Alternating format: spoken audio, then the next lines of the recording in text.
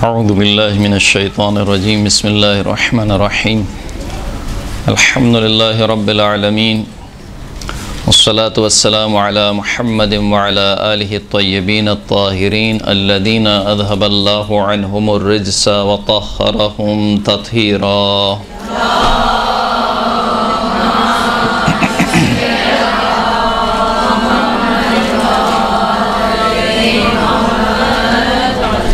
वल्लाअतुद्दाइमतु अला अअदाइहिम अजमईन अम्मा बाद फ़क़द क़ाल इमाम अली इब्न अल-हुसैन अलैहिस्सलाम वहबली मआलियल अख़लाक़ वअसिमनी मिनल फ़ख्र।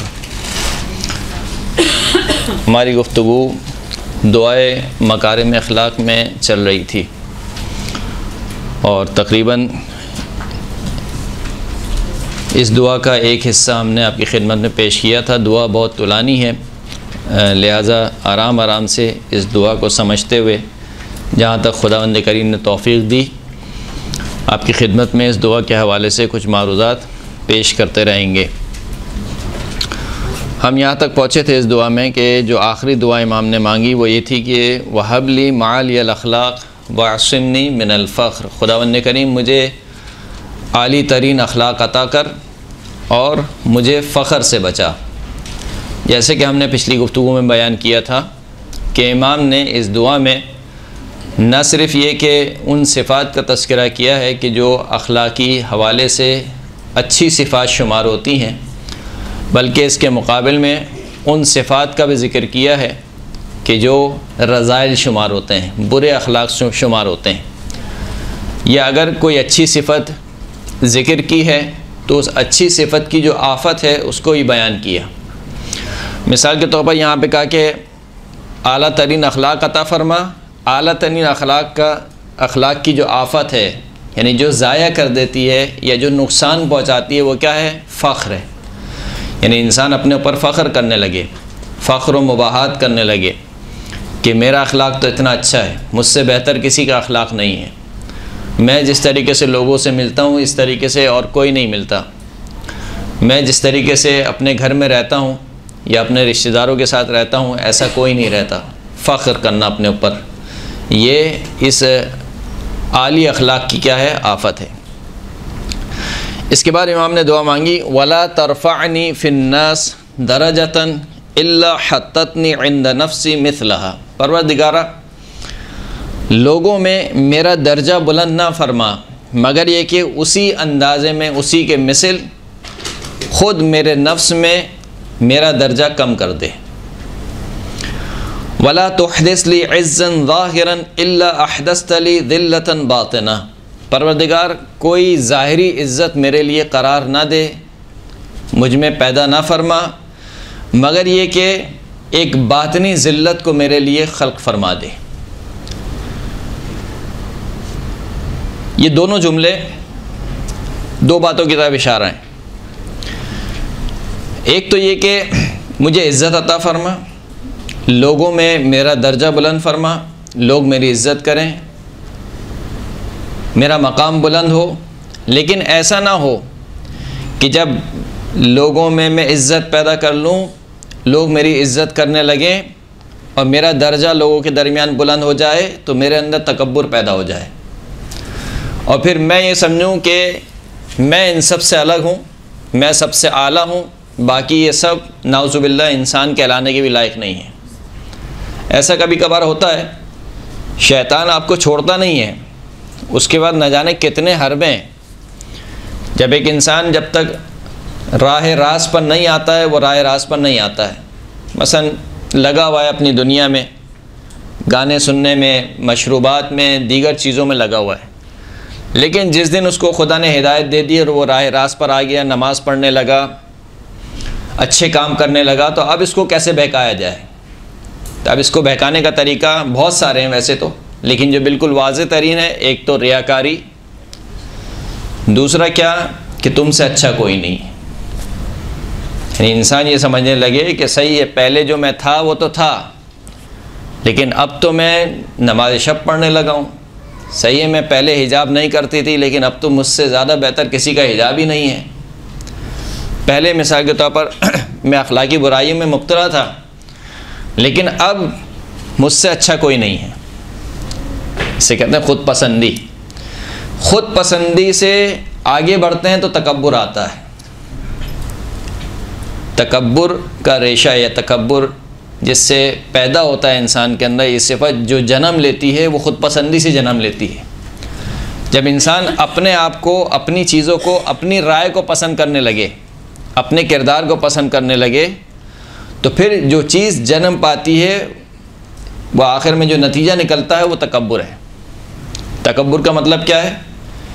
दूसरों को हक़ीर समझना, अपने कौल से, अपने फ़ेल से, अपनी चाल चलन से इंसान ये समझे कि सब हीच हैं, जो कुछ हूँ वो मैं ही हूँ। तो इमाम ने फरमाया कि परवरदिगार, लोगों में मेरा दर्जा बुलंद तो फरमा, लेकिन ऐसा ना हो कि जब तू मेरा दर्जा बुलंद फरमा दे, मुझे इज़्ज़त दे दे, तो इस इज़्ज़त के नतीजे में ख़ुद पसंदी पैदा हो और ख़ुद पसंदी के नतीजे में इंसान तकब्बुर में मुब्तला हो जाए। पहली बात तो ये। दूसरी बात ये कि इंसान को ये समझना चाहिए कि इज़्ज़त किसे कहते हैं, शोहरत किसे कहते हैं, मकाम किसे कहते हैं। इंसान फितरतन एक मकाम के पीछे भागता है, क्योंकि इंसान सबसे ज़्यादा अपनी नफ्स से मोहब्बत करता है, अपनी ज़ात से सबसे ज़्यादा। यही वजह है कि कहा जाता है, टीचर को ट्रेनिंग दी जाती है कि जब आप बच्चों को पढ़ाएं तो बच्चे को उसके नाम से पुकारें। उसके नाम से क्यों पुकारें? इसलिए कि हर इंसान को अपनी ज़ात पसंद है। मुझे मेरे नाम से पुकारा गया, लिहाजा कहा गया कि इसके नाम से पुकारो। और इसी फितरत को देखते हुए कुरान ने हुक्म दिया कि देखो, वला तनाबज़ू बिल अलक़ाब, उल्टे सीधे अलक़ाब से लोगों को ना पुकारो कि उसका वो निक नेम लिख दिया, उसका ये रख दिया, उसका फ़लाँ रख दिया। ये चीज़ें सही नहीं हैं। जो असल नाम रखा है वालिदैन ने, उसी नाम से एक तो अच्छा नाम रखा जाए और उसी नाम से बच्चे को पुकारा जाए। तो ये एक इंसान की फितरत है कि इंसान अपने आप को, अपने नफ्स को पसंद करता है, और जब अपने नफ्स को पसंद करता है तो वो चाहता है कि लोग भी मुझे पसंद करें, लोगों के दरमियान मेरा अच्छे अंदाज में ज़िक्र हो, अच्छे अल्फाज में लोग मुझे याद करें। ये एक फितरी अमल है जो हर इंसान के अंदर पाया जाता है। यानी हम में से कोई भी ये नहीं चाहता कि माशरे में मेरा तज़किरा हो बुरे अल्फाज के साथ, किसी महफ़िल में मेरा तज़किरा हो बुरे अल्फाज के साथ, कोई भी नहीं चाहता। यही वजह है कि दो रिएक्शन होते हैं। जब आपको बताया जाता है कि कल रात हम फ़लाँ जगह मिले थे और तुम्हारा तज़किरा निकला था, तुम्हारी बात हुई थी, तो आपके कान खड़े हो जाते हैं। और कान खड़े होने के बाद आप तवक्को ये रखते हैं कि यकीनन अच्छे अल्फाज में मेरा तज़किरा हुआ होगा, मेरी कोई अच्छी बात ज़िक्र हुई होगी। लेकिन अगर ख़वातीन की महफ़िल हो तो क्या सुनने को मिलता है? वो मैं फ़लाँ से मिली थी, वो तो ये कह रही थी। तो ऐसा हुआ था क्या? दुरुस्त है।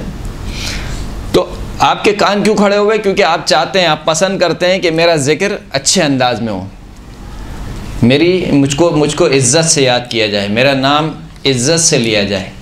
तो अगर इज़्ज़त चाहते हो तो इज़्ज़त किसके पास है? लिल्लाहिल इज़्ज़तु जमीआ, सारी की सारी इज़्ज़त किसके पास है? खुदावंद करीम के पास है। सूरह फातिर आयत नंबर 10 खुदावंद करीम इरशाद फरमाता है कि मन काना युरीदुल इज़्ज़ता फलिल्लाहिल इज़्ज़तु जमीआ, बस जो शख्स इज़्ज़त चाहता है तो याद कर ले कि तमाम की तमाम इज़्ज़त अल्लाह के पास है। यानी जिस तरीके से आपको हिदायत कहीं और से नहीं मिलेगी, जिस तरीके से आपको तौफीक कहीं और से नहीं मिलेगी, इसी तरीके से इज़्ज़त कहीं से नहीं मिलेगी आपको। यह हमारा एक खौल है, हमने इसे कहना चाहिए कि एक तख़य्युल बनाया हुआ है अपने जहन में कि अगर चंद लोग मुझे उठकर सलाम करेंगे तो मेरी इज़्ज़त होगी, वरना इज़्ज़त नहीं होगी। अगर कि मैं किसी महफ़िल में जाऊँ, मिसाल के तौर पर मैं अपने एतबार से बात करूँ कि मैं मौलाना हूँ और किसी महफ़िल में मैं जाऊँ और जब तक 10 बंदे मेरे लिए खड़े ना हों तो मैं समझूँगा कि मेरी इंसल्ट हो गई। हालांकि ऐसा नहीं है, ऐसा नहीं है। लिल्लाहिल इज़्ज़तु जमीआ, मन काना युरीदुल इज़्ज़त फलिल्लाहिल इज़्ज़तु जमीआ इलैहि यसअदुल कलिमुत तय्यिब वल अमलुस सालिह यरफ़उहु। खुदा की तरफ ही पाक और पाकीज़ा कलाम परवान चढ़ता है, परवाज़ करता है, और खुदा के बारगाह में ही अमल सालेह बुलंद होता है। यानी क्या मतलब? मतलब ये है कि जो कुछ है वो खुदावंद करीम है।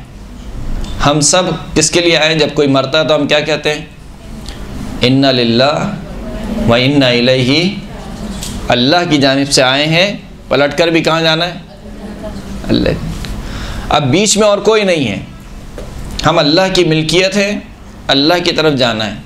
देने वाला भी कौन है? खुदावंद करीम है। जैसे कि अंबिया की दुआ कुरान मजीद में ज़िक्र हुई कि फरमाते हैं कि रब्बी इन्नी बिमा अंज़लता इलैया मिन खैरिन फ़कीर, परवरदिगार जो कुछ भी तू खैर में से मुझ पर नाजिल करे मैं उसका फ़कीर हूँ, नहीं मेरे पास कुछ नहीं है। अंतुमुल फ़ुक़राउ इलल्लाह वल्लाहु हुवल गनियुल हमीद, तुम सब के सब अल्लाह के फ़कीर हो, सब के सब अल्लाह के मोहताज हो। अगर कोई बेनियाज है, कोई अमीर है, साहब हम अपनी ज़बान में कहें कि कोई अमीर है, सिवाय खुदा के और कोई अमीर नहीं है। इसलिए कि सबका हाथ लेने वाला है, फ़कत वो है जो देने वाला है, वो किसी से लेता नहीं है। आज आप जिसको भी देखें कि मिसाल के तौर पर ये करोड़पति है, वो लखपति है, वो हज़ारपति है, लेकिन ये करोड़ लखपति हज़ारपति सब के सब मोहताज हैं, सब के सब मोहताज हैं। यहाँ तक कि बसा औकात तो इंसान ऐसा मोहताज हो जाता है कि उसको अपनी औकात याद आ जाती है। जैसे कि बहलोल दाना का वो मशहूर वाक़या कि जब हाकिम वक्त कोई बीमारी लगी और उसका पेशाब खारिज नहीं हो रहा था, तो तमाम तबीबों को बुला लिया कि इलाज किया जाए कि किसी तरीके से पेशाब खारिज हो। तो एक तबीब को बुलाया गया और कहा गया कि इलाज करो, मिसाल के तौर पर कि ये पेशाब निकल जाए। बहरहाल उस तबीब ने इलाज किया, पेशाब निकल गया। तो उस वक्त बहलोल दाना ने एक जुमला कहा था कि लानत है ऐसी सल्तनत पर कि जब उस तबीब ने उसका इलाज कर दिया तो उस तबीब ने उसको आधी सल्तनत दे दी। बल्कि वाक़या इस तरीके से कि पहले उसको बहुत ज़्यादा प्यास लगी तो पूछा कि अगर आपको बहुत ज़्यादा प्यास लगे और पूरे रुए ज़मीन पर कोई पानी ना हो, ऐसे में एक शख्स आपको जो है वो पानी ला कर दे आधा गिलास, तो आप उसको क्या देंगे? कहा कि मैं उसको आधी सल्तनत दे दूँगा। फिर कहा अच्छा अगर ये पानी आप पी लें और फिर आपका पेशाब खारिज ना हो और फिर कोई तबीब आ जाए कि जो आपका इलाज करे, आपका पेशाब खारिज हो जाए, तो आप क्या देंगे? तो कहा मैं इसको आधी सल्तनत दे दूँगा। तो उस वक्त जनाब बहलूल ने कहा था कि लानत है ऐसी सल्तनत पर कि जो आधी पेशाब पीने के लिए है, आधी उस पानी को आधी पानी पीने के लिए है और आधी उस पानी को निकालने के लिए। तो बसा औक़ात इंसान इस तरीके से फ़कीर हो जाता है। यक़ूलून लइन रजअना इलल मदीनति लयुख़रिजन्नल अअज़्ज़ मिनहल अज़ल वलिल्लाहिल इज़्ज़तु वलिरसूलिहि वलिलमुमिनीन वलकिन्नल मुनाफ़िक़ीन ला यअलमून। सूरह मुनाफ़िक़ून की आयत नंबर 8। खुदावंद का इरशाद फरमाता है कि ये जो मुनाफ़िक़ीन हैं ये कहते हैं कि अगर हम मदीने में दोबारा पलटे तो मदीने में से जो इज़्ज़त वाले अफराद हैं उनको ख़ारिज कर देंगे। लयुख़रिजन्नल अअज़्ज़ु मिनहल अज़ल, जो इज़्ज़त वाले अफराद हैं वो ज़लील लोगों को ख़ारिज कर देंगे। अब इज़्ज़त वाले अफराद कौन शुमार होते हैं? इज़्ज़त वाले अफराद से मुराद यहाँ पर जिनके पास पैसा हो, जो कबीले के बड़े अफराद हों, जिनकी माशरे में जिसे कहना चाहिए कि एक बड़ी पोस्ट पर हों, जिनकी सुने जाती हो, असर व रसूख वाले बंदे, उनको ये मुनाफिक कह रहे थे कि ये जो इज़्ज़त वाले बंदे हैं जब ये मदीने में दाखिल होंगे तो मदीने में से ज़लीलों को बाहर निकाल करेंगे। नाउज़ुबिल्लाह, ज़लील किसको कह रहे थे? आम मुसलमानों को। उनमें से भी बिलखुसूस जो असहाब सुफ़्फ़ा के अफराद थे, वो असहाब सुफ़्फ़ा के जो तीनों टाइम खजूरें खाते थे, सुबह के वक्त भी खजूर खाते थे, ज़ोहर के वक्त भी खजूर खाते थे और ईशा के वक्त भी खजूर खाते थे। यहाँ तक कि एक सहाबी ने शिकायत की कि या रसूलल्लाह, आप हमें इतनी खजूरें खिला चुके हैं कि हमारा जो पेट है, जो शिकम है, वो तनूर बन चुका है, खजूर की गर्मी से। हम कब तक खजूरें खाते रहेंगे?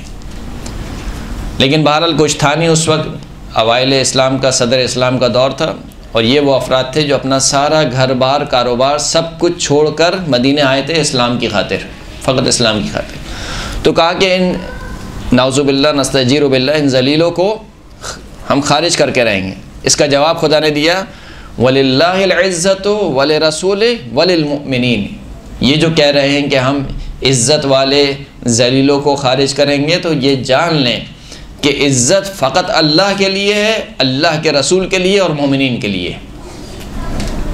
तो अगर इज़्ज़त चाहिए तो इज़्ज़त का मयार क्या है? कि एक ही मयार है, वो ये कि इंसान अपने आप को खुदावंद करीम से जोड़ ले, खुदावंद करीम की इताअत करे, क्योंकि यही वो दरबार है कि जहाँ पर झुकने से इंसान की ज़िल्लत नहीं होती है।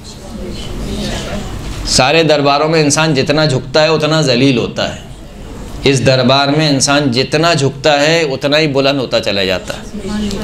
सलात पढ़े मोहम्मद व आले मोहम्मद।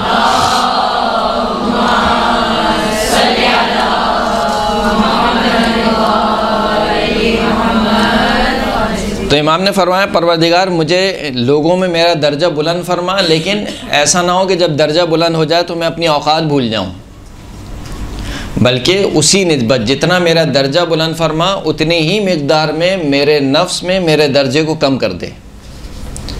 यानी कम करने से मुराद क्या है? एहसास कमतरी का शिकार नहीं है, यानी मुझे अपने उयूब पर देखने की तौफीक अता फरमा, मेरे उयूब मेरे सामने रहें। ऐसा ना हो कि दर्जा बुलंद हो जाए तो मैं अपने आप को तो बहुत पाकबाज समझूँ, बाकी सारे माशरे को समझूँ कि ये भी फासिक है, ये भी फासिक है, वो नाउज़ुबिल्लाह दीन इस्लाम से खारिज, ये तशय्युअ से खारिज। यानी मैं तमाम लोगों की तरफ हम उंगली उठाऊं लेकिन ख़ुद अपने किरदार की तरफ कोई उंगली ना उठाऊं। तो कहा ऐसा ना हो। इसी तरीके से मेरे अंदर ज़ाहिरी इज़्ज़त को पैदा कर, लेकिन ये कि उस इज़्ज़त के साथ साथ मुझ में बातनी ज़िल्लत अता फरमा। बातनी ज़िल्लत का क्या मतलब है? खुज़ू, तवाज़ो। मैं तेरी बारगाह में ज़िल्लत के साथ, खुज़ू के साथ हाज़िर हूँ। ऐसा ना हो बस औक़ात बाद लोग नमाज़ पढ़ रहे होते हैं तो लोग क्या कहते हैं, ये खुदा से लड़ने जा रहा है। यानी उनका स्टाइल ऐसा होता है नमाज़ पढ़ने का कि सीना तान के मिसाल के तौर पर जल्दी जल्दी रुकू किया और अलहम भी ऐसे पढ़ी कि जैसे किसी को डांट रहे हैं। तो सामने वाला कहता है कि भाई ये तो खुदा से लड़ने आया है आज। तो तवाज़ु के साथ, खुशू के साथ, जो कि मोमिनीन की अलामत, क़द अफ़लहल मुमिनून अल्लज़ीना हुम फ़ी सलातिहिम ख़ाशिऊन। मोमिनीन कामयाब हो गए। वो मोमिनीन कौन है? कि जो अपनी नमाज में खुशू से काम लेते हैं। खुशू किसे कहते हैं? खशियत। खशियत यानी उनके दिल में खौफ होता है, डर होता है। खौफ से मुराद ये वाला खौफ नहीं है कि मिसाल के तौर पर यहाँ पे कोई सांप आ जाए तो हम सब डरते हैं, ये वाला खौफ नहीं है। ये जब कोई छोटा किसी बुज़ुर्ग के सामने हाजिर होता है तो उसकी बुज़ुर्गी की एक हैबत होती है ना। यानी आपके घर में अगर छोटे बच्चे हैं और बुज़ुर्ग भी साथ रहते हैं तो उन बुज़ुर्ग की ख़ास हैबत है उस बच्चे के ऊपर, या बाप की एक ख़ास हैबत है। बच्चा जो काम माँ के सामने कर लेता है बाप के सामने नहीं करता। क्यों नहीं करता? खशियत है उसके अंदर, हैबत है बाप की। इसको खुशू कहा जाता है। तो परवरदिगार की हैबत के सामने जब इंसान जाता है नमाज़ पढ़ने तो ऐसा ना हो कि सीना तान के खड़ा हो और पता ही ना चले कि किसकी बारगाह में खड़ा है। तो दूसरे अल्फाज में इमाम एक तरफ से खुदा से इज़्ज़त भी मांग रहे हैं, खुदा से दर्जात की बुलंदी भी मांग रहे हैं, और दूसरी तरफ से परवरदिगार से दुआ मांग रहे हैं कि परवरदिगार तकब्बुर ना पैदा ना होने पाए।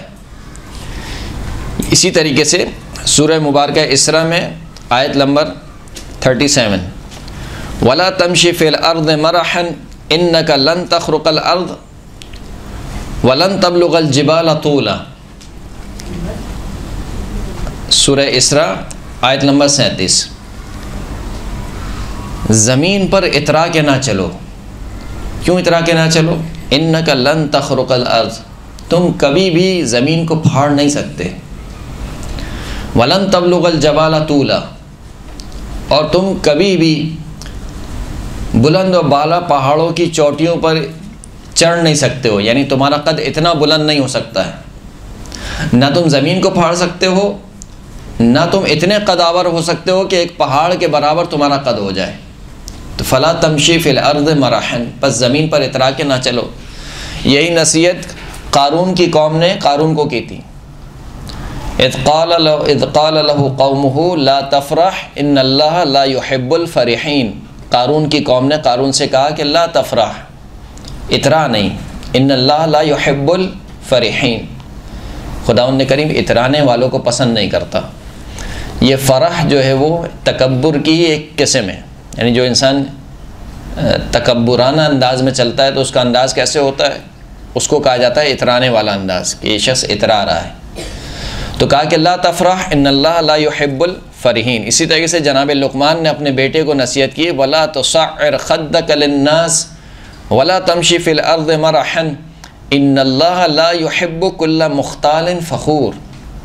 क्या है मेरे बेटे, लोगों के लिए अपने गाल मत फुला, वला तमशी फ़िल अर्ज़ि मरहन, और ज़मीन पर इतरा के ना चल, इन्नल्लाह ला युहिब्बु कुल्ला मुख्तालिन फ़ख़ूर, के खुदावंद करीम हर फ़ख्र करने वाले को और तकब्बुर करने वाले को पसंद नहीं फरमाता। गाल फुलाना यहाँ पर क्या है, किराया है। जो शख्स तकब्बुर करता है गोया वो गाल को यानी बात नहीं करता है, इशारों से जवाब देता है। ये तकब्बुराना अंदाज़ में बस औक़त तो इंसान का तकब्बुर इस कदर आगे बढ़ जाता है कि सलाम का जवाब भी इशारे में देता है, या तो देता ही नहीं, और देता भी है, देना पड़ भी जाए तो इशारे में बस सर हिला दिए इस तरीके थोड़ा सा। छठे इमाम इमाम जाफ़र सादिक़ अलैहिस्सलातु वस्सलाम से रिवायत है,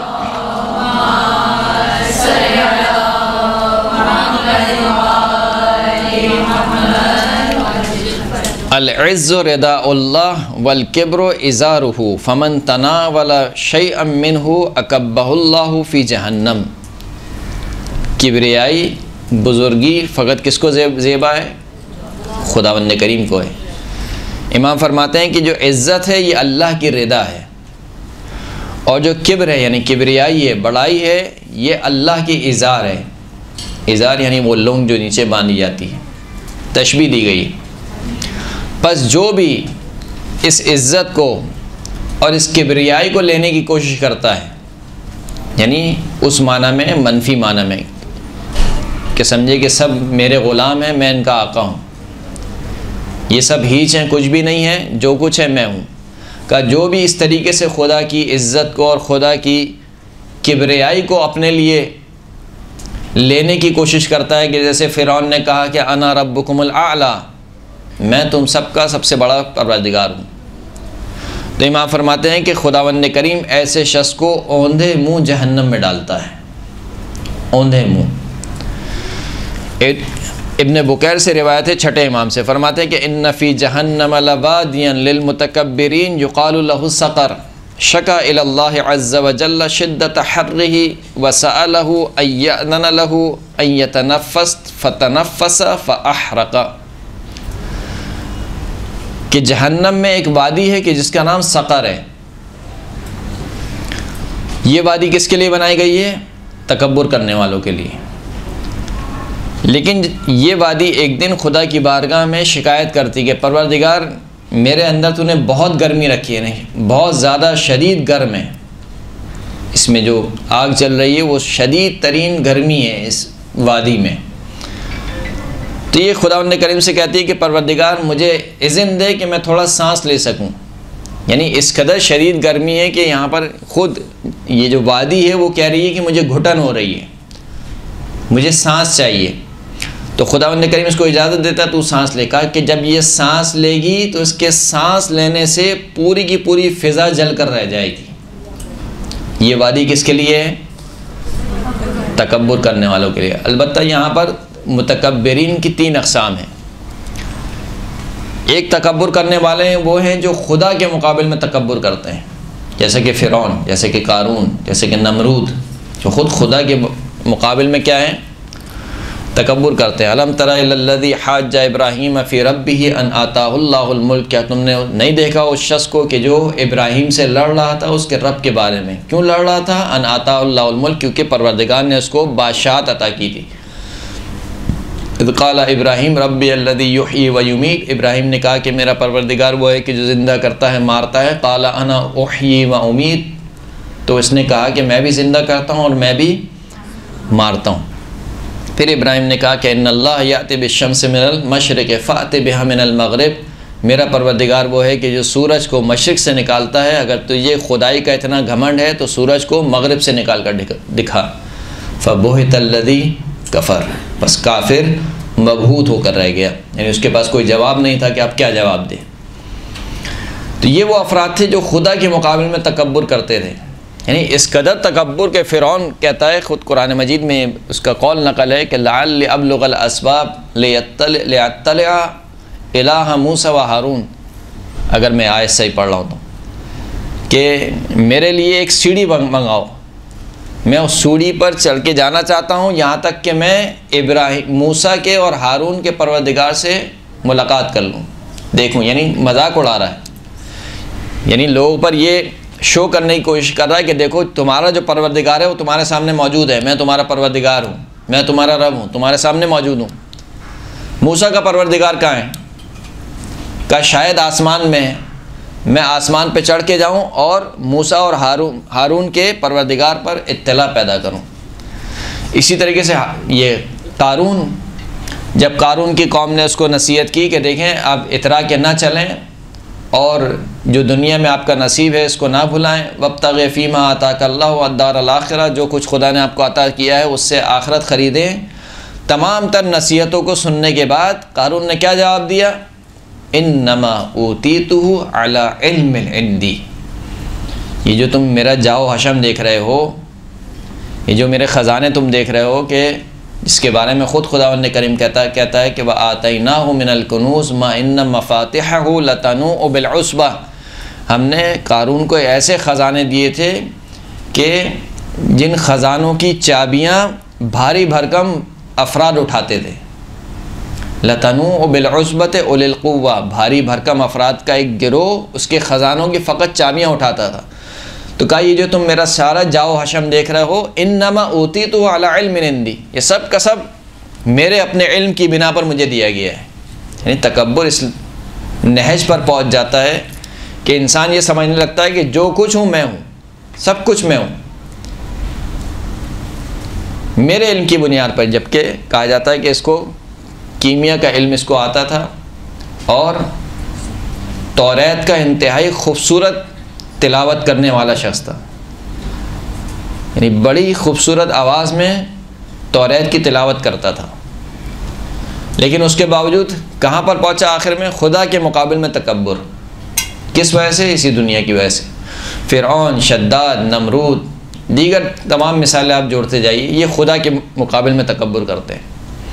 दूसरी कैटेगरी वो है कि जो खुदा के मुकाबिल में नहीं बल्कि जो खुदा के नुमाइंदे हैं उनके मुकाबिल में तकब्बुर करते हैं।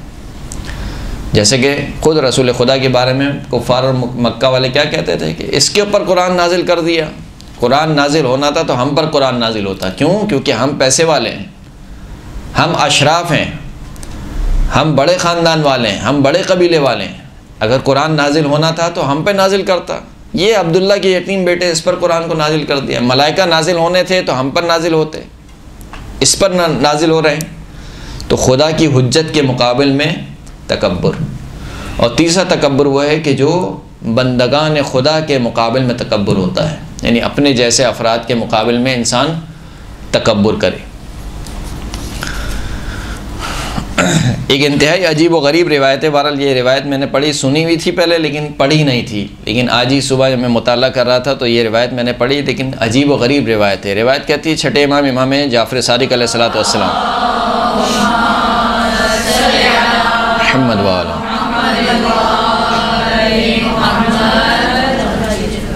फरमाते कि इन्ना यूसुफ़ लम्मा क़दिम अलैहि शेख़ याक़ूब दख़लहु इज़्ज़ुल मुल्क या इज़्ज़ुल मिल्क, दख़लहु इज़्ज़ुल मलिक फ़लम यंज़िल इलैहि।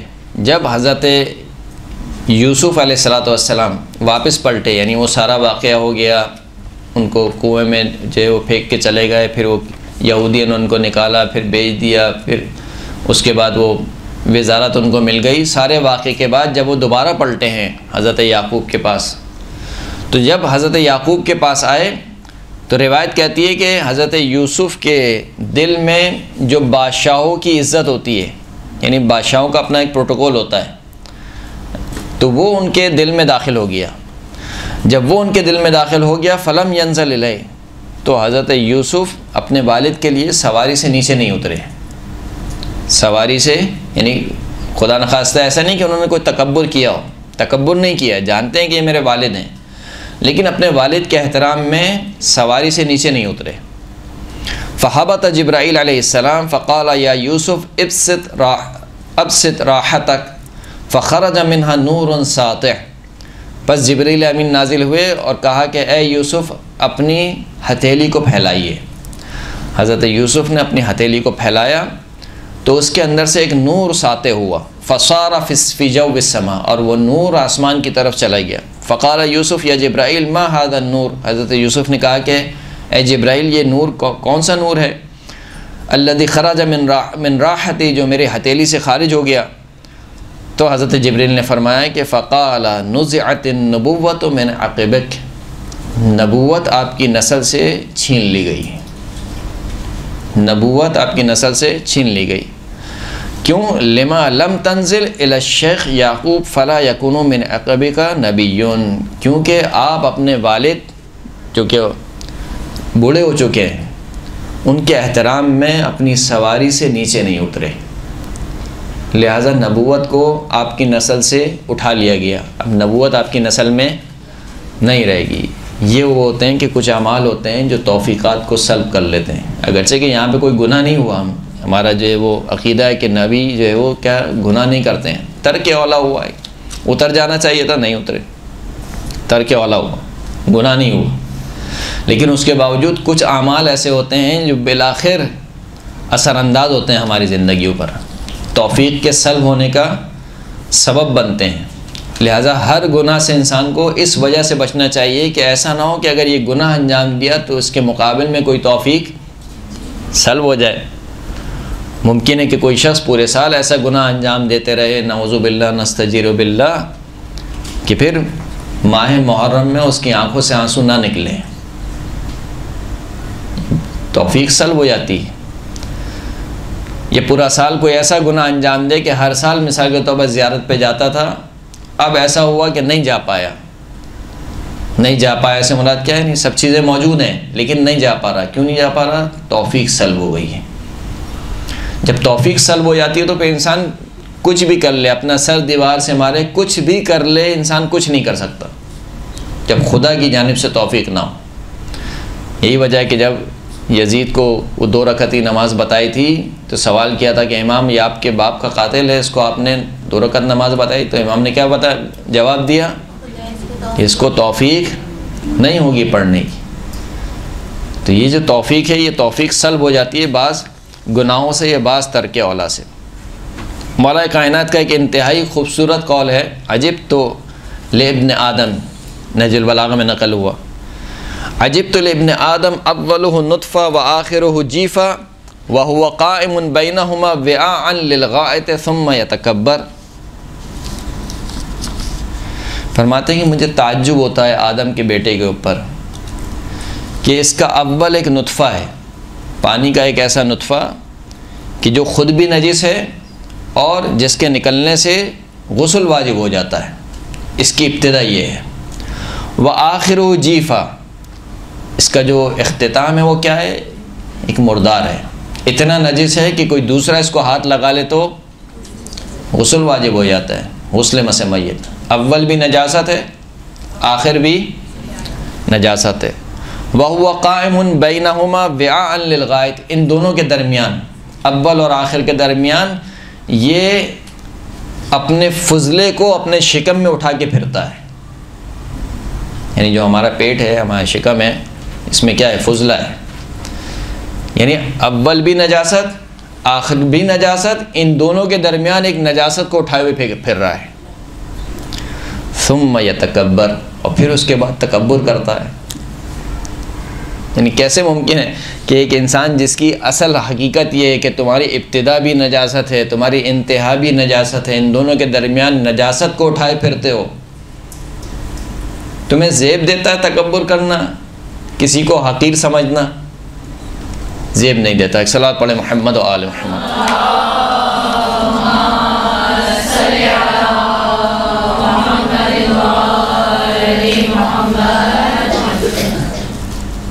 इसके बाद अगली दुआ, अल्लाहुम्मा सल्लि अला मुहम्मद व आले मुहम्मद व मत्तिअनी बिहुदन सालिहिन ला अस्तब्दिल बिह व तरीक़त हक़्क़िन ला अज़ीग़ु अन्हा व नियत रुश्दिन ला अशुक्कु फ़ीहा। फरमाते हैं परवरदिगार मुझे साले हिदायत से महजूज़ फरमा, मुझे जायका दे, किसका? साले हिदायत का। ऐसी साले हिदायत के ला अस्तब्दिल बिह, मैं उस हिदायत को तब्दील ना करूं, किससे? गुमराही से। यानी ऐसा ना हो कि तूने मुझे तौफीक भी दे दी, मैं हिदायत पर आ गया और फिर ख़ुद अपनी वजह से मैंने हिदायत का रास्ता छोड़ के गुमराही का रास्ता अपना लिया। तो परवरदिगार ऐसी साले हिदायत मुझे दे कि मैं उसको तब्दील ना करूं। व तरीक़त हक़्क़िन ला अज़ीग़ु अन्हा, परवरदिगार एक ऐसे हक़ का रास्ता मुझे दिखला दे कि फिर उसके बाद मैं उससे इन्हिराफ ना करूं, मुड़ ना जाऊं। व नियत रुश्दिन, एक ऐसी साले पाक नियत की तरफ मेरी रहनुमाई फरमा कि ला अशुक्कु फ़ीहा, वो नियत आ जाने के बाद फिर मैं उसमें कोई शक ना करूं। अब यहाँ पे भी इमाम ने कुछ दुआ मांगी, दुआ मांगने के बाद उसकी जो आफत थी वो बयान करी। कहा कि हिदायत बहुत बड़ी नेमत है, कोई शक नहीं है इसमें, हिदायत से बढ़कर कोई नेमत है ही नहीं इंसान के लिए। लेकिन इस हिदायत की आफत क्या है?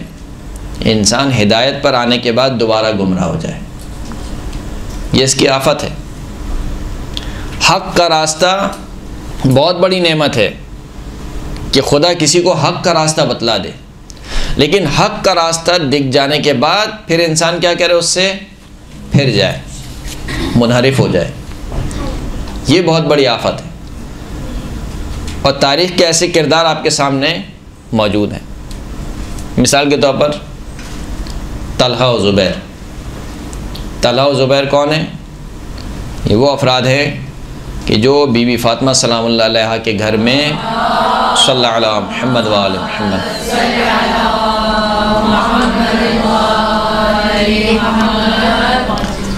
उन अफराद में से शामिल हैं कि जिन्होंने खलीफा अव्वल की बैत नहीं की, यानी मौला कायनात ने बैत नहीं की, बनी हाशिम ने बैत नहीं की, और बनी हाशिम के साथ ये दो अफराद तलहा और ज़ुबैर। लेकिन बाद में यही वो दो अफराद हैं जो जंग जमल का सबब बने, यानी मौला कायनात के मुकाबिल में आके क़िताल करना, जंग लड़ने का सबब बने। इसी तरीके से कुरान मजीद में एक मिसाल पेश की गई, वत्लु अलैहिम नबअ अल्लज़ी आतैनाहु मिन आयातिना, इन पर उस शख्स का किस्सा बयान करो कि जिसको हमने अपनी आयात अता की थी। फंसलख मिनहा, और वो उन आयात से यकसरे निकल गया, उसने अपने आप को उन आयत से खारिज कर लिया। वअतबअहु हवाहु, और उसने अपनी हवाए नफ्स की पैरवी की। वअतबअहु शैतान, और फिर शैतान उसके पीछे लग गया। वलौ शिअना लरफ़अनाहु बिहा, अगर हम चाहते तो इन आयात के ज़रिए से उसके मकाम को बुलंद कर सकते थे। वलाकिन अखलदहु इलल अर्द, वलाकिन अखलदा इलल अर्ज़, लेकिन वो ज़मीन में चिपक कर रह गया। किसके बारे में बात हो रही है? बलअम बाऊरा। मशहूर ये है कि बलअम बाऊरा मुस्तजाबुद दावात, यानी वो शख्स कि जिसकी दावा 100% यकीनी है, कबूल है। इस मकाम पर पहुँचने वाला बंदा, खुदावंद करीम कह रहा है कि एंड क्या हुआ? गुमराही, गुमराही। वत्लु अलैहिम नबअ अल्लज़ी आतैनाहु आयातिना, उस शख्स का किस्सा इनके ऊपर बयान करो कि जिसको हमने अपनी आयात दी। फंसलख मिनहा, पस ये उन आयात से यकसरे निकल गया। फ़अतबअहु शैतान, और फिर शैतान ने इसका इत्तिबा किया। फ़कान मिनल गावीन, अल्लाह की आयत होने के बावजूद गुमराह लोगों में से हो गया। कैसे मुमकिन है? यानी जिसको खुद बराह रास्त खुदा ने अपनी आयत दी, उसके बावजूद क्या हो गया? काना मिनल गावीन, गुमराह लोगों में से हो गया। ये गुमराह क्यों हुआ? असबाब होते हैं गुमराह होने के। उन असबाब में से जो सबसे अहम तरीन सबब है वो हुब्ब दुनिया है, हुब्ब दुनिया। इसलिए मौलाना ने फरमाया कि हुब्ब दुनिया रास कुल्ल खतिया, हर बुराई की जड़ क्या है? हुब्ब दुनिया। लौशना लरफ़अनाहु बिहा, अगर हम चाहते तो इन आयत के ज़रिए से इसका मकाम बुलंद कर सकते थे। वलाकिन्नहु अख़लदा इलल अर्ज़, लेकिन ये ज़मीन से चिपक कर रह गया। किनाया है किससे? हुब्बे दुनिया से, यानी ये दुनिया की रंगीनी से चिपक के रह गया। दुनिया का माल व मता इसको इस कदर भा गया कि इस दुनिया के मुकाबिल में इसने अपनी हिदायत को बेच डाला। अख़लदा इलल अर्ज़ फ़मसलहु कमसलिल कल्ब इन तहमल अलैहि यलहस औ ततरुकहु यलहस, इसकी मिसाल कुत्ते की तरह है। क्या मतलब? कहा कि अगर कुत्ते पे तुम हमला करो तब भी वो ज़बान बाहर निकालता है, और अगर उसको छोड़ दो उसके हाल पर तब भी वो ज़बान बाहर निकालता है। यानी कुत्ते की फितरत है, ज़बान बाहर निकालता है। गोया ये जो खसलत थी हुब्बे दुनिया, ये इसकी फितरत का हिस्सा बन गई। जैसे कुत्ते की फितरत का हिस्सा है ज़बान को बाहर निकालना, इसी तरीके से इस शख्स की फितरत का हिस्सा बन गई। लिहाजा एंड क्या हुआ? काना मिनल गाबीन, गुमराह लोगों में से हो गया। करबला में इसकी मिसालें मौजूद हैं, मिसालें मौजूद हैं करबला में। कसर बनी मकातिल में क्या हुआ? इमाम जा रहे हैं अपने रास्ते पर कि इतने में एक जगह देखते हैं कि खैमा लगा हुआ है, शानदार खैमा। इमाम ने पहले अपने नुमाइंदे को भेजा कि जाओ देख कर आओ ये किसका खैमा है। देख कर आया कि उबैदुल्लाह इब्न हुर या ऐसी कोई नाम बताया जाता है, उसका खैमा है। इमाम ने कहा कि जाओ उसको दावत दो, कहो कि इमाम बुला रहे हैं। गए, ग़ालिबन हज्जाज बिन मसरूक़ जो कि इमाम के लश्कर के मुअज़्ज़िन थे, वो गए और उन्होंने कहा कि फ़ातिमा का लाल तुम्हें बुला रहा है। तो उसने जवाब ये दिया कि नहीं, मैं तो नहीं आ सकता हूँ। यहाँ तक कि इमाम ख़ुद बनफ्स नफीस इसके खैमे में आए और कहा कि चलो मेरे साथ चलो। कहा कि मैं तो कूफा से निकला ही इसी वजह से था कि ना मैं यजीद का साथ दूं ना मैं आपका साथ दूं, न्यूट्रल रहना चाहता हूँ, ना यजीद के साथ ना आपका साथ। और मुझे मालूम है कि कूफा वालों ने आपके साथ बेवफाई की, आपको ख़त लिखे, आपको बुलाया, आपका साथ नहीं दिया। लिहाजा मैं कूफा से फ़रार होकर यहाँ पर इस जगह पर आया ही इसीलिए था कि मैं आपके साथ ना आपके साथ हूँ, ना यानी मुझे इस जंग में पढ़ना ही नहीं है, करबला की जंग में नहीं पढ़ना। इमाम ने कहा सही है, जो जैसे तुम्हारी मर्ज़ी। जब जाने लगे तो जाते हुए कहा कि इमाम ये जो मेरा घोड़ा है ये आपके लिए। ये घोड़ा इस कदर तेज़ रफ्तार है कि मैंने किसी का ताक़ुब नहीं किया मगर ये कि उसको पा लिया। मेरी ये तलवार ये आपके लिए। ये तलवार ऐसी है कि जिस पर चलती है उसका काम तमाम कर देती है। इमाम मुस्कुराए। मुस्कुराने के बाद कहा कि मैं तेरे घोड़े और तलवार के लिए नहीं आया था, तुझे अगर चलना है मेरे साथ तो चल।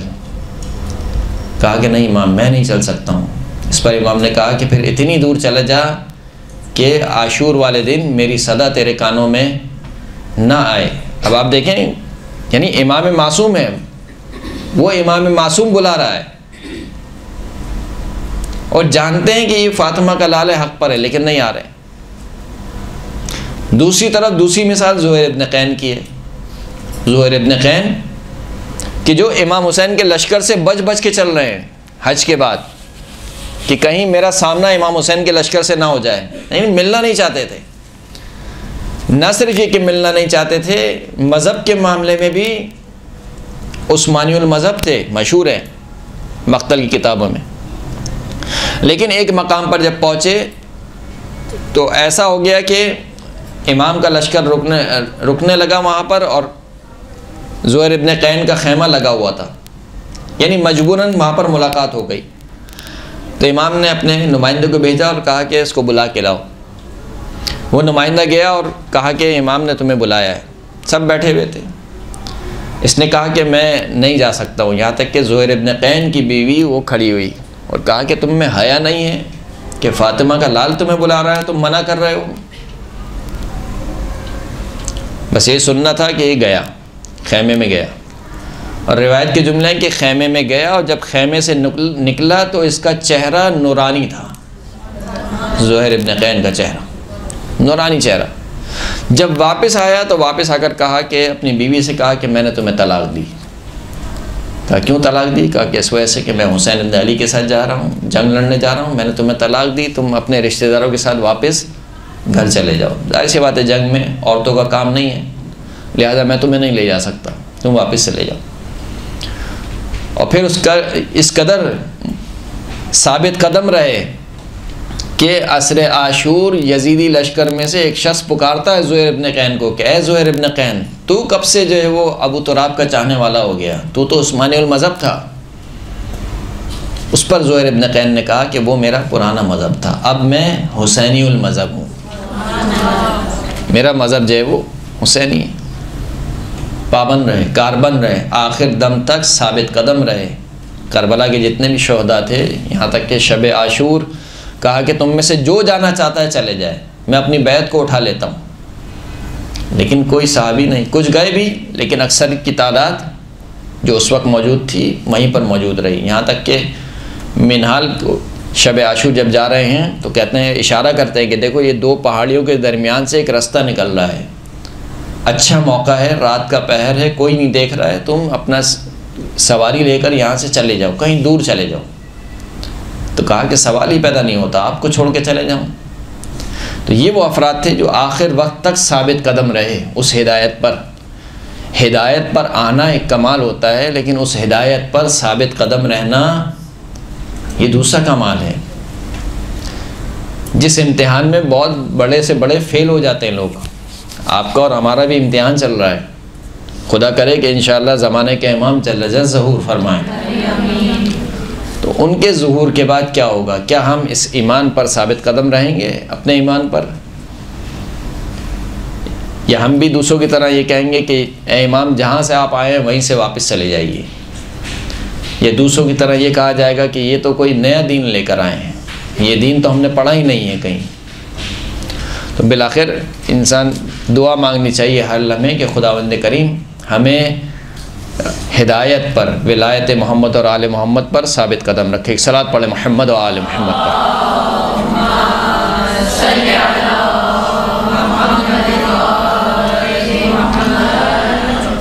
वअम्मिरनी मा काना उम्री बिज़लतन फ़ी ताअतिक फ़इज़ा काना उम्री मरतअन लिश्शैतान फ़क़बिज़नी इलैका क़ब्ल अन यस्बिक़ मक़्तुका इलैया औ यस्तहकिम ग़ज़बुका अलैया।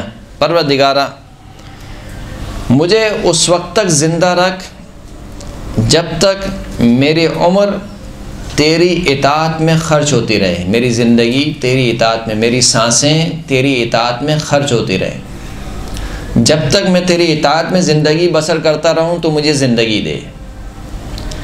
फ़इज़ा कान उम्री मरतअन लिश्शैतान, लेकिन जब मेरी ज़िंदगी शैतान की चरागाह बन जाए, फ़क़बिज़ इलैक, बस मुझे इस दुनिया से उठा ले।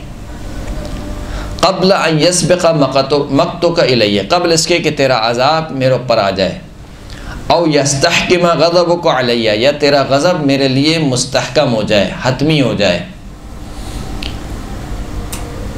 इस दुआ के नुकात को समझने के लिए ये समझना बहुत ज़रूरी है कि आपका और मेरा कुल सरमाया क्या है। आपका और मेरा कुल सरमाया यही वक्त है जो अभी हम गुजार रहे हैं। जाहिर सी बात है, मुख्तलिफ़ उम्र के अफराद यहाँ पर मौजूद हैं। कोई 30 साल, कोई 40 साल, कोई 25 साल, कोई 18 साल, कोई 15 साल, कोई 22 साल। लेकिन जितने भी ये अदाद हैं, 40 साल, 35 साल, 50 साल, ये सब गुज़र चुके हैं। इनमें से कोई एक भी पलट के नहीं आ सकता है। साल तो क्या है, एक दिन, एक लम्हा भी पलट के नहीं आ सकता है। इसका मतलब ये कि अगर मैं मिसाल के तौर पर 35 साल का हूँ, या जो भी मेरी उम्र है वो गुज़र चुकी है, ख़त्म हो चुकी है, वो वापस आ ही नहीं सकती। मैं पूरी जान लगा दूँ, पूरी दुनिया की दौलत ख़र्च कर दूँ, उस ज़िंदगी में से कोई एक दिन, एक लम्हा भी दोबारा पलट कर नहीं आ सकता है। और जो अगला सांस है, इसके बारे में मुझे यकीन नहीं है कि जो अगला सांस है मैं ले पाऊँगा या नहीं ले पाऊँगा। तो क्या बचा हमारे पास? पीछे का वापस नहीं आ सकता पलट के, आने वाले का मालूम नहीं है, तो क्या बचा? यही जो अभी दिन गुजार रहे हैं, यही मोहलत है बस। जब यही मोहलत है तो ये ना कहे कि अच्छा इंशाल्लाह मैं कल लूँगी, ये काम कल से शुरू कर दूँगी। आज से नमाज नहीं पढ़ता मिसाल के तौर पर कोई शख्स कहे कि कल से नमाज़ें पढ़ना शुरू कर दूँगा। थोड़ी सी देर मिसाल के तौर पर ये फ़िल्म देख लूँ बस, या आखिरी बार ये फ़िल्म देख रहा हूँ, अब इसके बाद नहीं देखूँगा। ये शैतान का धोखा है। किसे मालूम है कि अगली सांस आप ले पाएंगे या नहीं ले पाएंगे, या अगली सांस मैं ले पाऊँगा या नहीं ले पाऊँगा। तो जो कुछ है वो यही ज़िंदगी है, यही जो हम गुजार रहे हैं, यही यानी कुल सरमाया हमारा यही है। इस सरमाए को अगर आपने ज़ाया कर दिया, यकीन जानिए कि और कुछ भी नहीं है हमारे पास। आखिरत का सरमाया यही है। अल्लाहुल्लज़ी खलक़कुम मिन ज़अफ़िन सुम्मा जअल मिन बअदि ज़अफ़िन क़ुव्वा सुम्मा जअल मिन बअदि क़ुव्वतिन ज़अफ़न व शैबा यख़्लुक़ु मा यशाउ व हुवल अलीमुल क़दीर। सूरह रूम आयत नंबर 54। खुदावंद करीम वो है कि जिसने तुम्हें ज़ाफ़ और नातवानी से खल्क़ किया, फिर ज़ाफ़ और नातवानी के बाद तुम्हें क़ुव्वत अता की, फिर क़ुव्वत के बाद दोबारा तुम्हारे लिए ज़ाफ़ और नातवानी और बुढ़ापा करार दिया। यख़्लुक़ु मा यशा, खुदा जो चाहता है खल्क़ करता है। वह हुवल अलीमुल क़दीर, खुदावंद करीम अलीम भी है और कुदरत वाला भी है। 3 हिस्से ज़िक्र हुए हर इंसान की ज़िंदगी के, यही 3 हिस्से हैं, बचपना, जवानी और बुढ़ापा। बचपना भी ज़ाफ़ और नातवानी है, बुढ़ापा भी, ना बचपने में कुछ कर सकते हैं ना बुढ़ापे में। तो कौन सा टाइम बचा? यही जवानी का। बुढ़ापे में इंसान का बहुत दिल चाहेगा कि फ़लाँ नेकी अंजाम दे लूँ, लेकिन जिस्म साथ नहीं देगा। 2 रकात नमाज इंसान खड़े होकर नहीं पढ़ पाएगा बुढ़ापे में। तो हमारी इब्तिदा भी ज़ाफ़ और नातवानी है, इंतहा भी ज़ाफ़ और नातवानी है। बीच का कुछ हिस्सा है थोड़ा सा, जिसको आप जवानी कहते हैं, और वो भी ऐसे चला जाता है कि पलक झपकते ही इंसान देखते देखते देखता है, रोज़ाना आईना देखता है, अपने बालों को कंघा करता है, इतने में देखता है कि बाल सफ़ेद होना शुरू हो गए, पता भी नहीं चलता है। अल-फ़ुर्सतु मर्रु कमर्र सहाब, फ़ुर्सत के अय्याम ऐसे गुजर जाते हैं कि जैसे बादल गुजर जाते हैं। लिहाजा सरकार ख़त्मी मर्तबा हज़रत मोहम्मद मुस्तफ़ा सल्लल्लाहु अलैहि वसल्लम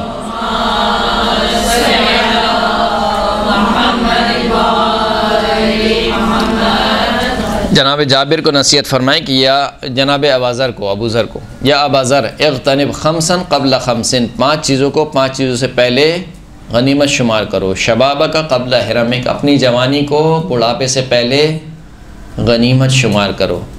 व सेहत का कब्ल हिरमिक, अपनी सेहत को अपनी बीमारी से पहले गनीमत शुमार करो। व ग़िना का कब्ल फ़क़्रिक, अपनी अमीरी को, अपनी बेनियाज़ी को अपने फ़कीर होने से पहले गनीमत शुमार करो। सही, गनीमत शुमार करने से मुराद क्या है? यानी इसकी कदर करो। अभी तुम जवान हो, जिस्म में ताकत है, बहुत कुछ कर सकते हो। जब इंसान जवान होता है तो फ़कत इंसान का जिस्म जवान नहीं होता है, उसके इरादे भी जवान होते हैं।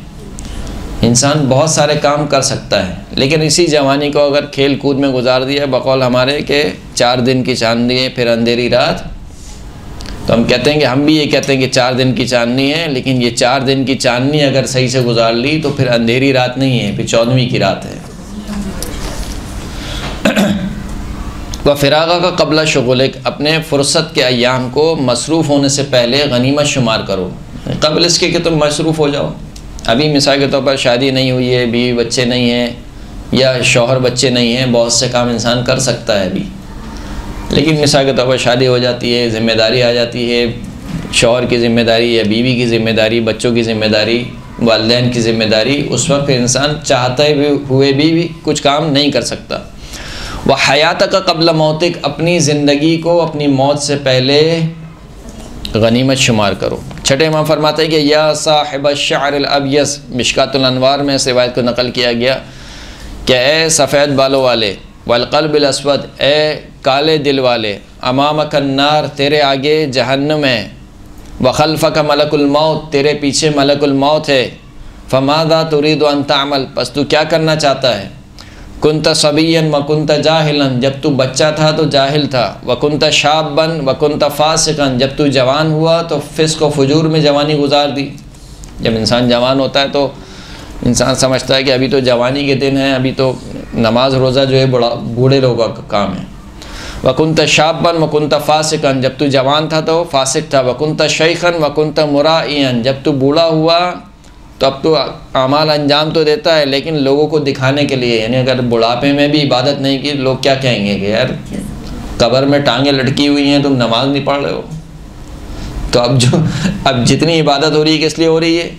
लोग ताना ना दें कि यार बुढ़ापे में भी तुम नमाज नहीं पढ़ रहे हो, चलो जवानी में तो तुमने जो किया वो किया, बुढ़ापे में कम से कम नमाज पढ़ लो। तो बचपन था तो तुम जाहिल थे, जवानी आई तो फासिक थे, और बुढ़ापा आया तो दिखावे के लिए काम अंजाम दिए। फ़ाइन अंत वाइन अमल हो, बस तुम कहाँ हो, तुम्हारा अमल कहाँ। रसूल खुदा को एक शख्स के बारे में बताया गया कि ये शख्स ये मजनून है। अल्लाह के रसूल ने फरमाया कि बल हादा रजुल मुसाब, इसे मजनून ना कहो, एक बीमारी है, इसको एक बीमारी लगी हुई है। इन्नमल मजनून, तुम जानते हो मजनून कौन है? इन्नमल मजनून अब्दुन औ अमतुन अबलया शबाबहुमा फ़ी गैर ताअतिल्लाह। मजनून वो है, वो बंदा, वो मर्द या वो औरत कि जिन दोनों ने अपनी जवानी को अल्लाह की इताअत के अलावा गुजारा हो, वो मजनून है। इज़ा बलग़ रजुल 40 सना वलम यग़लिब खैरुहु शर्रहु क़ब्बल शैतान बैन ऐनैहि वक़ाल हाज़ा वजहुन ला यफ़लह। जब इंसान की उम्र 40 साल हो जाती है और उसके नामे आमाल में उसकी नेकियां उसकी बुराइयों पर गालिब ना आए, यानी उसकी नेकियां कम हो, उसकी बुराइयां ज़्यादा हों। 40 साल का हो जाए, उसकी नेकियां कम हो, उसकी बुराइयां ज़्यादा हों। क़ब्बल शैतान बैन ऐनैहि, शैतान इसकी पेशानी पे बोसा लेता है और कहता है कि हाज़ा वजहुन ला यफ़लह, ये वो चेहरा है जो कभी भी कामयाब नहीं हो सकता। या अबज़र कुन अला उम्र का अशह मिनका अला दिरहमिका व दिनारिक, ए अबज़र अपनी उम्र के मामले में अपने दिरहम व दिनार से ज़्यादा बख़ील बनो।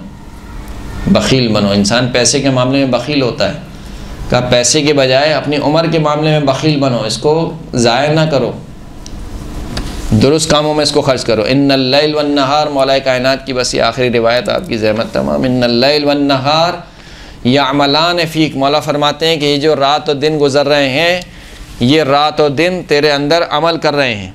यानी क्या कर रहे हैं? बूढ़ा कर रहे हैं। ये रात और दिन, हर जो दिन गुज़र रहा है मुझे क्या कर रहा है? बूढ़ा कर रहा है। और इंसान अपने बूढ़े होने पर खुशी मनाता है, बर्थडे रखते हैं हम, 1 साल और गुज़र गया, तो भाई आप ख़त्म हो रहे हैं, आपको नई ज़िंदगी नहीं मिल रही है कि आप खुशी मनाएं, आप ख़त्म हो रहे हैं। यानी हम फ़ना की तरफ जा रहे हैं, ख़त्म होने की तरफ जा रहे हैं। ये वाली ज़िंदगी हमारी फ़ना होने की तरफ जा रही है, उस पर कैसी खुशी मनाना। बहरहाल वो बच्चे वगैरह की बर्थडे मनाया जाए तो फिर भी चलें, समझ में आए। 50 साल 40 साल 60 साल की उम्र के अफराद भी बर्थडे मनाते हैं तो बड़ी हैरत होती है। फरमाते हैं कि लैल, ये रात और दिन तेरे अंदर क्या कर रहे हैं? अमल कर रहे हैं, तो ये बूढ़ा कर रहे हैं। फ़अमल फ़ीहिमा, बस जब ये तेरे अंदर अमल कर रहे हैं तो तू भी रात और दिन में अमल कर। व यअख़ुज़ान मिनक फ़अख़ुज़ मिनहुमा, ये रात और दिन जो गुज़र रहे हैं ये ऐसे ही नहीं गुज़र रहे, ये तुझसे कुछ लेकर जा रहे हैं, बस तू भी इनसे ज़ख़ीरा आखिरत जमा कर ले। व आखिरु दावाना अनिल हम्दुलिल्लाहि रब्बिल आलमीन।